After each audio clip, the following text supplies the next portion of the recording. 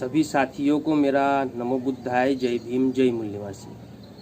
साथियों, वावन मेश्राम जी ने पिछली बार ईवीएम भंडाफोड़ परिवर्तन यात्रा चलाई थी, जो कि जम्मू कश्मीर से लेकर कन्याकुमारी तक चलाई गई थी। लेकिन बीच में कोरोना काल आ जाने की वजह से वो यात्रा बीच में रोकनी पड़ी। फिर उसके बाद में अभी फिर ईवीएम भंडाफोड़ परिवर्तन यात्रा चल रही है, जिसे पार्ट 2 नाम दिया गया है। और ये फिलहाल अभी उत्तर प्रदेश में ये परिवर्तन यात्रा चल रही है। तो मैंने जब पिछली परिवर्तन यात्रा और इस परिवर्तन यात्रा, इन दोनों की में जो मेश्राम साहब ने जो स्पीच दी है, पिछली परिवर्तन यात्रा में जो स्पीच दी और इस परिवर्तन यात्रा में जो स्पीच दी, तो इन दोनों का जब तुलनात्मक दृष्टि से अध्ययन किया या तुलनात्मक दृष्टि से सोचा, तो मैं जैसा विचार करता हूँ, जो विचार मेरे मन में आया, तो वो मैं आप लोगों के साथ में शेयर करना चाह रहा हूँ। तो आप देखेंगे कि पिछले परिवर्तन यात्रा में वावन मेश्राम जी जो स्पीच देते थे और इस परिवर्तन यात्रा में जो स्पीच देते हैं, तो उसमें अंतर है। वो अंतर आप लोगों ने पकड़ा नहीं पकड़ा, लेकिन मैं चाहता हूँ कि मुझे जो समझ में आया वो आप लोगों को पता चले। तो पिछली परिवर्तन यात्रा में वावन मेश्राम जी ने क्या किया था कि उन्होंने नरेंद्र मोदी और बीजेपी, इन दोनों को टारगेट किया था कि ईवीएम में घोटाला करके बीजेपी की सरकार बनी, नरेंद्र मोदी प्रधानमंत्री बने, ये बीजेपी अपना ईवीएम में घोटाला करके बने हैं। तो उसमें बीजेपी को टारगेट किया गया। अब बीजेपी को टारगेट किया गया तो उसका परिणाम तो हुआ कि समाज में बीजेपी जो है उसके कपड़े उतर गए, नंगी हुई। लोग भरोसा नहीं कर रहे। लोगों को ये भी समझ में आ रहा है कि ये ईवीएम में घोटाला करके ही बीजेपी जीती है। लेकिन समस्या ये है कि बीजेपी एक राजनीतिक पार्टी है और राजनीतिक लोग मोटी चमड़ी के लोग होते हैं। तो उनको उतना फर्क नहीं पड़ता। मोटी चमड़ी के लोग सत्ता तो छोड़ने वाले है ही नहीं ना।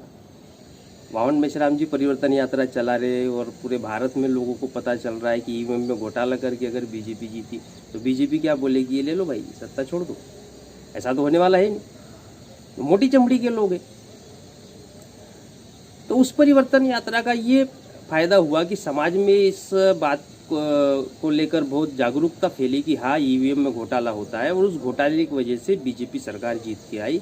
नरेंद्र मोदी जो है ये वास्तविक प्रधानमंत्री नहीं है, बल्कि ईवीएम में घोटाला करके बने हुए प्रधानमंत्री है। ये लोगों में चर्चा का विषय बना। और वावन मेश्राम जी तो मंच पे डंके की चोट पे सारी बात बोल रहे थे। तो वो जो परिवर्तन यात्रा है, उस पिछली परिवर्तन यात्रा है, उसमें उसका ये परिणाम निकला। लेकिन इस परिवर्तन यात्रा में अगर आप देखेंगे तो इस परिवर्तन यात्रा में चुनाव आयोग को टारगेट बनाया गया है। तो अब चुनाव आयोग के ऊपर मामला आ रहा है। अब जो आम जनता है, आम जनता को चुनाव आयोग का उतना कोई मैटर समझ में आता नहीं है। बीजेपी तो सीधे सीधे समझ में आती है, राजनीतिक पार्टी है तो, लेकिन चुनाव आयोग का तो उतना मैटर समझ में नहीं आता। लेकिन फिर भी समाज में जो थोड़े बहुत पढ़े लिखे लोग हैं, जो इस बात को जानते समझते हैं, तो इस परिवर्तन यात्रा में चुनाव आयोग को टारगेट बनाया गया और ये सही टारगेट है। देखिए, आप किसी भी राजनीतिक पार्टी को टारगेट बनाइए, वो मोटी चमड़ी के लोग होते हैं, उन्हें कोई फर्क नहीं पड़ता है जब तक आप जबरदस्ती सत्ता से निकाले नहीं, उनको चुनाव में हराए नहीं, या साम दाम दंड भेद सारा इस्तेमाल राजनीति में किए जाते हैं। लेकिन चुनाव आयोग तो एक राजनीतिक पार्टी है नहीं। तो चुनाव आयोग को टारगेट करने का मीनिंग ये है कि भारत में जो संवैधानिक व्यवस्था है उसमें चुनाव आयोग ये लोकतंत्र का एक महत्वपूर्ण संवैधानिक भाग है। संविधान ने उसको अधिकार दिए हुए हैं, और अधिकार ये है कि उन्होंने स्वतंत्र और निष्पक्ष चुनाव करवाने चाहिए। अब चुनाव आयोग ये संविधान के नियम कायदे कानूनों से बंधा हुआ है। बीजेपी बंधी हुई नहीं है, लेकिन चुनाव आयोग तो बंधा हुआ है। तो ये संवैधानिक नियम कायदे कानून से अगर बंधा हुआ है और चुनाव आयोग के ऊपर अगर प्रेशर बनाया जाता है, चुनाव आयोग को संविधान के अनुसार कार्य करने के लिए प्रेशर बनाया जाता है, तो उसे बात को मानना पड़ेगा। चुनाव आयोग मोटी चमड़ी बोल के पल्ला झाड़ नहीं सकता, बीजेपी वाले तो झाड़ सकते हैं। तो इस परिवर्तन यात्रा में चुनाव आयोग को पूरे भारत में प्रचार करके वो क्या क्या उसके अंदर कमियां है उसके बारे में बताया जा रहा है। और दूसरा कि जो रास्ता मेश्राम साहब बता रहे हैं वो ये है कि जो अपना कोर्ट है, जो सुप्रीम कोर्ट है, उनके जजों की समिति बनाई जाए। तो सुप्रीम कोर्ट खुद ही संवैधानिक संस्था, भारत की सबसे बड़ी संस्था है, उसके ऊपर तो कोई संस्था है नहीं। तो सुप्रीम कोर्ट के जजेस समिति बनाए और समिति और उन जजेस के निगरानी में अगर चुनाव होते हैं तो ये निष्पक्ष और स्वतंत्र और निष्पक्ष चुनाव, पारदर्शी चुनाव ये कहा जा सकता है।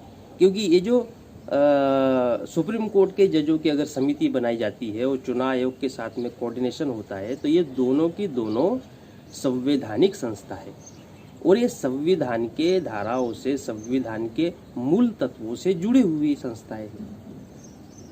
तो वो संविधान के उन मूल तत्वों से भटक नहीं पाएंगे। समस्या ये है, बीजेपी तो भटक जाएगी, कांग्रेस भटक जाएगी, नेता भटक जाएंगे, लेकिन सुप्रीम कोर्ट के जज तो नहीं भटकने वाले, ना ही चुनाव आयोग को वो भटकने देने वाले।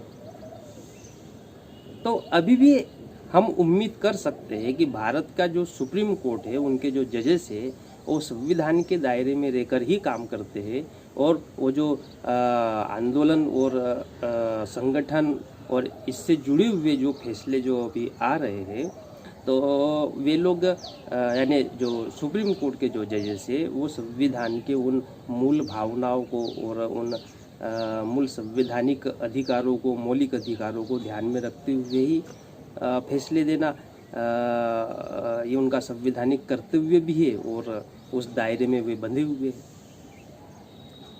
तो इस परिवर्तन यात्रा में चुनाव आयोग को टारगेट किया गया है और ये मुझे लगता है कि काफ़ी हद तक अच्छी बात है, क्योंकि समाज को इस बारे में पता चलना चाहिए और पता चलने के बाद उसका एक सही समाधान भी निकलना चाहिए। तो इस परिवर्तन यात्रा से जो संवैधानिक संस्था है, अगर उनके ऊपर प्रश्न चिन्ह खड़ा होता है तो ये तो बड़ी बात हो जाएगी। तो फिर लोकतंत्र को बचाने के लिए इन संवैधानिक संस्थाओं को सामने तो आना ही होगा। तो ये प्रेशर बनाने का मामला है।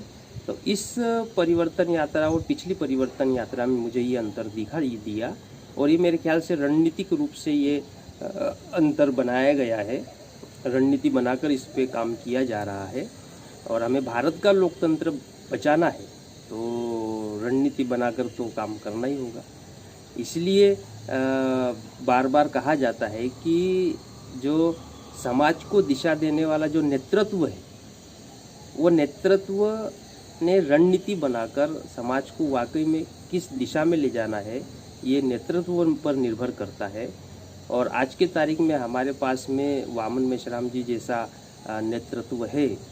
हमने उस परिवर्तन यात्रा को भरपूर साथ सहयोग देना चाहिए। उत्तर प्रदेश में अभी ये यात्रा चल रही है। उत्तर प्रदेश के जो भी साथी मेरा ये वीडियो सुन रहे हो तो उन्हें फेसबुक, व्हाट्सएप और यूट्यूब वगैरह के माध्यम से जहाँ भी ये जानकारी मिलती है कि परिवर्तन यात्रा उनके यहाँ से निकलने वाली है तो वे ज़रूर भारत मुक्ति मोर्चा के कार्यकर्ताओं से संपर्क करें। और जिस रास्ते से वामन मेश्राम जी निकल रहे हैं तो केवल उनका 2 मिनट हम लेंगे और फूल माला चढ़ाएंगे, क्योंकि हमारे गांव के पास से उनकी यात्रा निकल रही है और आप उनका जो है जगह जगह 2-2 मिनट के लिए ज़रूर स्वागत करिएगा। उन्हें पूरा भारत कवर करना है इसलिए समय अधिक नहीं दे पाएंगे, लेकिन जहाँ भी ये परिवर्तन यात्रा जाती है आप अपना समर्थन जरूर जाहिर करिएगा। तो यही मैं आप लोगों से कहना चाहता था।